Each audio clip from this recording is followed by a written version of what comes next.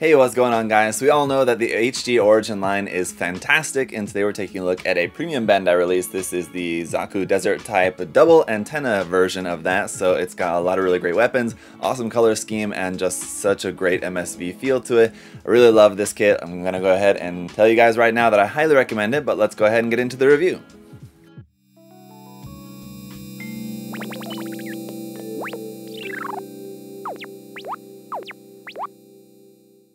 So we'll start off here by taking a look at the outside of the box, but with it being a premium Bandai release, it's going to be just a monotone color, in this case a kind of orangish brown kind of color, which matches with the desert theme of course. But it's pretty cool for the artwork how they're using a team of 3 of them here, and it's pictures of the actual kits rather than like painted artwork like we would normally see on a standard release HG kit or something.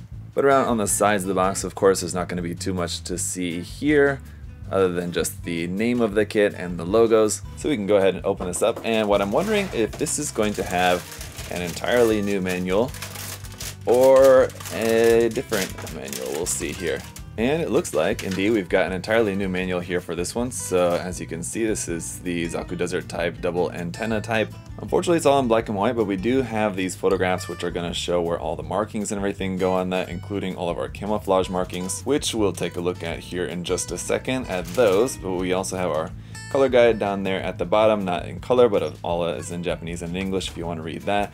We got our parts list here on the back, and the rest of the manual is of course just going through the construction of the kit, so nothing really too fancy there. But let's check out this very interesting waterslide decal sheet. First of all, for the mere fact that we have a waterslide decal sheet included with an HG release at all, because if you guys have ever built any kits, you know that that's very rare. Even with P Bandai kits, sometimes with P Bandai Master Grade kits you'll get some waterslide decals, but for HG kits it's quite rare. So it is nice to see. The top portion here is kind of your standard markings you would have for an HG kit, which are available. Bandai does make waterslide decal sheets which are not P Bandai, you can just buy them normally. Those are available for some of the different Origin kits, which are really nice, and that's basically what you have here at the top. This lower half is all of your camo markings, so very interesting to see that you have these camouflage sections as waterslide decals. I can't imagine that these would work very well or look very good, but I don't know, it's interesting and maybe worth a try, I guess. No other stickers included other than the water slides, so we can get right into the polycaps then. Here is PC001 in gray. The A runner is in 2 colors, this darker brown and this tan color, of course very desert type colors, and if you look at the runner marking here, it says HG 144 scale Zaku Desert type Origin. No runner B, but runner C1 in this dark brown color is going to be our piping bits. Runners D1 and D2 here in this slightly metallic shiny gray color are going to be the inner frame joint kind of parts, which should be very familiar for you guys if you've built any number of Origin Zaku kits. Then runners E1 and E2 here are going to be basically some replacement parts for some of the parts that were on the D runner that are going to be different for the desert types. This runner is also marked for the desert type Origin. We also have different parts for a different version of the Zaku machine gun on here as well. Runner F is going to be the very familiar hand parts as well as the heat hawks on there. Runner G1 is in a kind of more reddish brown color for some parts there for the torso. G2 is some parts for the skirt. H1 in that darker brown color, and H2 in that reddish brown color, again for some different armor pieces. H3, however, is here in black, so those are interesting. Looks like mostly parts for the backpack and inside the head for the mono eye there, it looks like. Runner I is a larger runner, all in that tan color for a bunch of the new armor pieces here for the desert type Zaku. Alright guys, so here's the kit all built up and basically outfitted with almost all of the accessories that you have, minus a couple which I'll talk about here in just a minute, but this kit really does have a lot going for it. That said, it is basically the same Origin Zaku that we've all seen many times by now, just with a little bit different looks on the outside, but ultimately it's going to be, you know, not too dissimilar from that, so I don't really need to go into too much detail in this review just because it's a kit that essentially we've all seen many times before, but this kit does have a really cool, very cool new look to it, I must say. So let's go ahead and just take a closer look. So the only other accessories not on the kit now at the moment would be this open hand for the left side and this regular holding hand for the right side, while the ones I have on there at the moment are the holding hand on the left side and the trigger finger hand holding the machine gun there on the right side. And then the only other thing would be the activated version of the Heat Hawk, which we have here. The one that I have here on the back is the stored version where it has a little peg here. You can also store this onto the side skirt, but this is a separate weapon which I have on here. This would be the Rats River twin type missile pod, and it has a handle that folds out like this. So you can hold that in the hand and then just fire the missiles and then just discard it basically. You can either have this attached onto the left side or the right side of the hip section, basically just by switching this part around to the left side or the right side.